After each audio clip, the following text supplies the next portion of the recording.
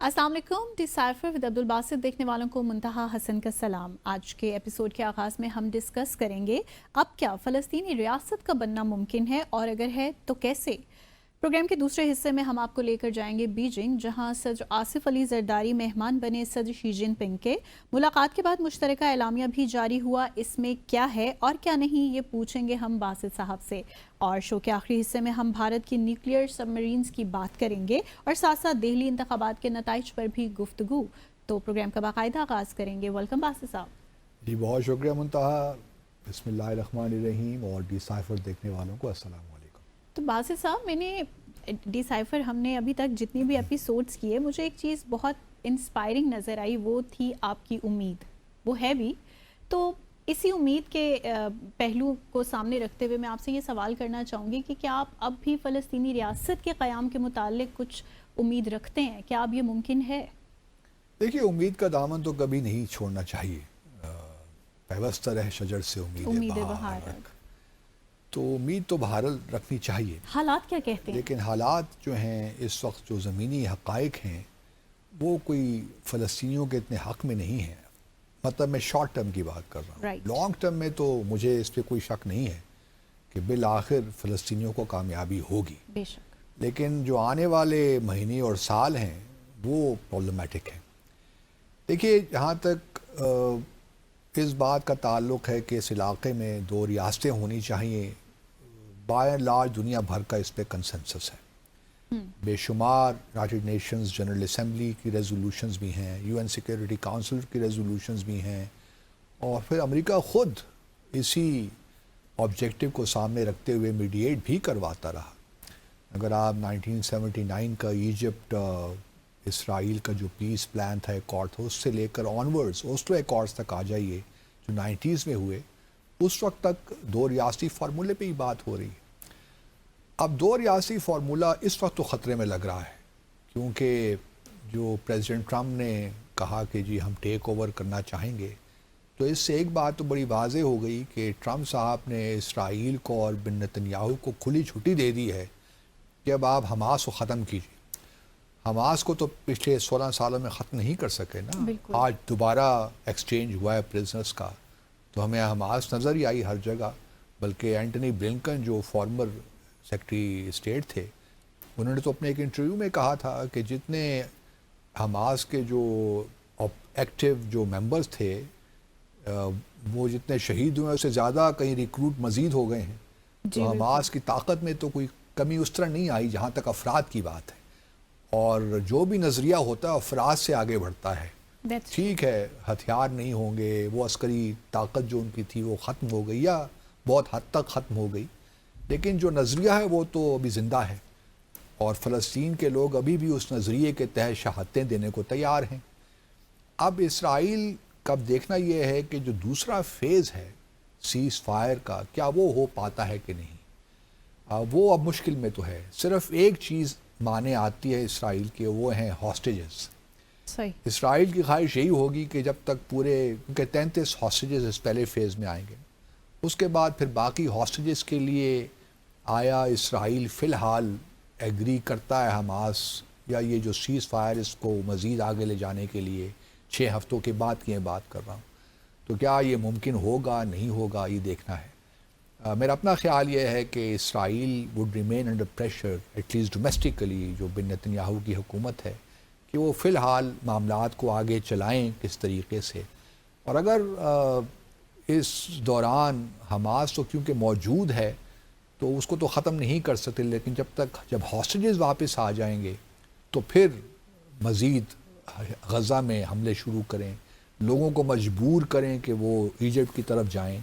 और इस दौरान किंग अब्दुल्ला तो भी जा रहे हैं ना, 11 तारीख को उनकी मुलाकात है। साथ फिर जनरल सीसी भी, शायद प्रेसिडेंट सीसी भी को बुलाया हो, उनकी तारीख़ अभी मालूम नहीं है हमें, लेकिन मुमकिन है कि उनको ही बुलाया हो। प्रेसिडेंट ट्रम्प उन पर प्रेशर डालें और जो असिस्टेंस देते हैं वो रोक दें इजिप्ट को, जॉर्डन को जो असिस्टेंस मिलती है उसको रोक दिया जाए।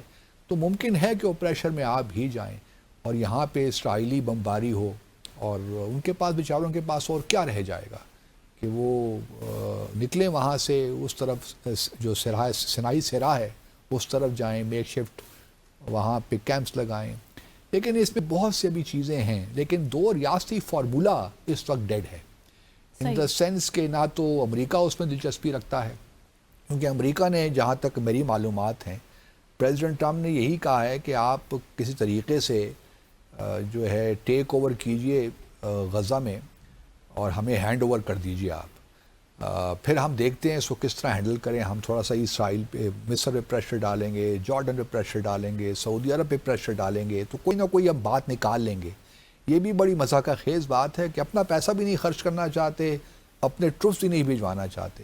اب بغیر ٹروپس کے اور بغیر پیسے کے کس طرح یہ سارا ڈیولپمنٹ کا کام بھی ہو سکتا ہے؟ یہ کہتے ہیں ریویریا ہم نے بنانا ہے تو بغیر پیسوں کے تو نہیں ہو سکتا، صرف ملبے کو اٹھانے کے لیے ان کو $1.3 بلین چاہیے۔ تو آپ اور پھر یہ بات کسی حد تک ٹھیک ہے کہ لوگ جب تک ہیں تو ملبہ کس طرح اٹھے گا، لیکن طریقے نکل سکتے ہیں۔ اب سارا ایک آپ یوں کہہ لیجئے نا کہ جس طرح عرفات میں ٹینٹ نہیں لگتے بالکل حج کے موقع پہ، اسی قسم کا اسٹیپ بائی اسٹیپ کر سکتے ہیں۔ پہلے نارتھ کو آپ کریں۔ ان اینی کیس اس پورے 15-16 ماہ میں ہم نے دیکھا کہ کس طرح پورے نارتھ سے جو آبادی تھی اس کو ساؤتھ غزہ کی طرف دھکیلا گیا، تو یہ ممکن ہے، اس کو آرگنائز کر سکتے ہیں، لیکن وہ موڈ ان کا اس طرح نہیں ہے نا، وہ چاہتے ہیں کہ فلسطین سے ان کو نکالیں۔ دوسری ایمز کچھ اور ہیں، ایم زائنسٹ ایم ہے نا، وہ آبجیکٹیو ہے۔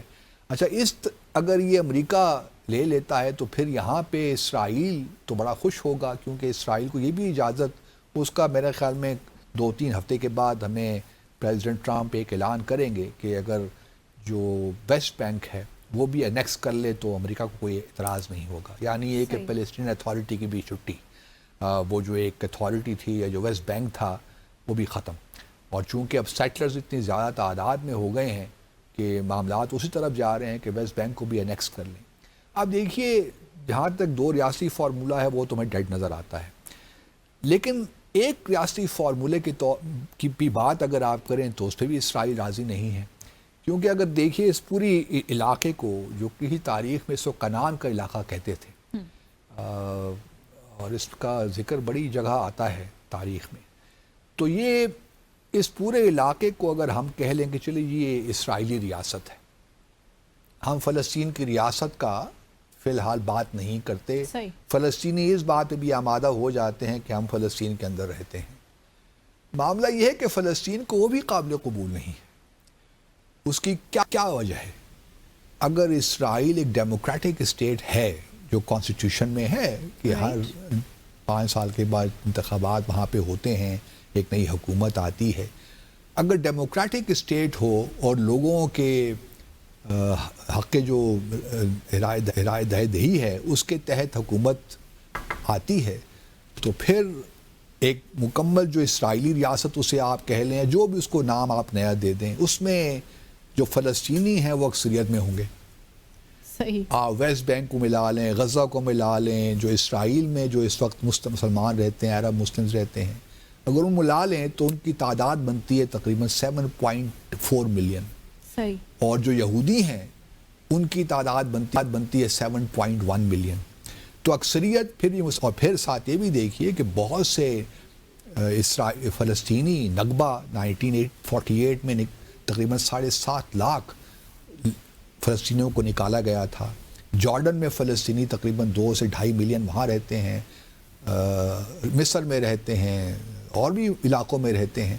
اگر وہ بھی واپس آ جائیں، ان کو بھی یہ بھی ایک پوائنٹ تھا نا، پوائنٹ آف کنٹینشن تھا، کیونکہ اسرائیل کا یہ کہنا تھا کہ جو لوگ فلسطینی باہر چلے گئے واپس نہیں آ سکتے، ان کو ہم واپس نہیں آنے دیں گے، کیونکہ ان کو معلوم ہے کہ پھر تو یہ تعداد ان کی اور بڑھ جائے گی۔ کے کیس میں کیا، جہاں سے دنیا بھر سے بلا کے آباد کاریاں جاری ہیں، وہ تو کریں گے نا، انہوں نے تو وہ جائز ہیں، یہ ناجائز ہے۔ تو اس وجہ سے ایک ریاستی فارمولہ بھی ممکن نہیں ہے، بہت کمپلیکس سچویشن، ہاں۔ تو اسرائیل وہ بھی نہیں چاہتا، تو اب معاملہ کس طرح آگے رکے گا؟ معاملہ اس طرح ہی رکنا سکتا ہے نا، آگے چل سکتا ہے اسرائیل اور امریکہ کے نقطہ نظر سے کہ فلسطینیوں کو یہاں سے نکالیں اور واپسی کا حق ان کو نہ دیں، جس طرح پہلے کیا وہی پالیسی برقرار رہے گی۔ تو میں نہیں دیکھ رہا کہ مستقبل قریب میں ایون 4-5 سالوں کے بعد بھی، مجھے نظر کم از کم نہیں آ رہا۔ لیکن دوسری جانب یہ بھی بات اپنی جگہ حقیقت ہے کہ جو فلسطینی ہیں وہ بھی ڈٹے ہوئے ہیں، وہ بھی اپنی زمین کے ساتھ جڑے ہوئے ہیں۔ جو نغبہ میں ہوا لوگوں کو یاد ہے کہ آج تک ان فلسطینیوں کو واپس نہیں آنے دیا گیا. اگر اس بار بھی فلسطینیوں نے یہاں اس بات کو تسلیم کر لیا کہ وہ ایجپٹ چلے جائیں یا اردن چلے جائیں تو پھر تو فلسطین کا مسئلہ آپ سمجھیے ختم ہو گیا. جس طرح کشمیر کا مسئلہ ختم ہوا، دکھی دل کے ساتھ کہنا پڑتا ہے، کیونکہ ہمارے ہاں بھی تو دیکھیے نا، مودی صاحب نے تو 5 اگست 2019 کو لگا دی، حالانکہ اور ادھر صرف وکیل پاکستان ہی ہے، اور پاکستان کا جس طرح ہم نے گزشتہ روز ڈسکس کیا تو حق خود ارادیت کشمیر کا بھی مجھے کچھ مستقبل کوئی خاص نظر نہیں آ رہا. سچی بات یہ ہے، گو کہ میں بھی سمجھتا ہوں کہ بلینز آف ڈالرز بھارت خرچ کر لے جموں کشمیر میں، وہ لوگ وہ جو ہے نا دل و دماغ نہیں جیت سکتا، ہارٹس اینڈ مائنڈس ہم کہتے ہیں. لیکن فلسطین کا دیکھیے تو پوری عرب دنیا کھڑی تھی ان کے ساتھ، پوری اسلامی دنیا کھڑی تھی، وہ بھی اب کسی طور افیکٹو نہیں رہے. تو مجھے لگتا یہی ہے کہ اس وقت یہی معاملات اس طرح جاری رہیں گے، یہی انسٹیبلٹی رہے گی. دیکھنا یہ ہے کہ سعودی عرب کتنے پریشر میں آتا ہے. صحیح. آیا کچھ ایسی کمٹمنٹس پریزیڈنٹ ٹرمپ ان کو دیتے ہیں کہ وہ اسرائیل کو تسلیم کرتے ہیں؟ اگر وہ تسلیم ہو جاتا ہے بغیر any concrete progress towards creating or establishing a Palestinian state, independent Palestinian state, تو پھر تو it's a gone case. کیونکہ اس وقت جو واحد، اور پھر ہمارے پرائم منسٹر شہباز شریف صاحب کل جا رہے ہیں ابو دھابی، تو میں امید کرتا ہوں کہ وہاں یہ امپورٹنٹ دورہ ہوگا، کیونکہ بہت سی چیزیں ہیں جو ڈسکس کرنے والی ہیں. ایک تو ہمارے بائیلیٹرل تعلقات ہیں، اور پھر خاص طور پہ فلسطین کا مسئلہ ہے. تو میں امید کرتا ہوں کہ شہباز شریف صاحب کہ یہ دورہ کامیاب رہے گا. انشاءاللہ ہم بھی یہی امید رکھتے ہیں. یہاں لیں گے مختصر سا بریک، ہمارے ساتھ رہیے گا.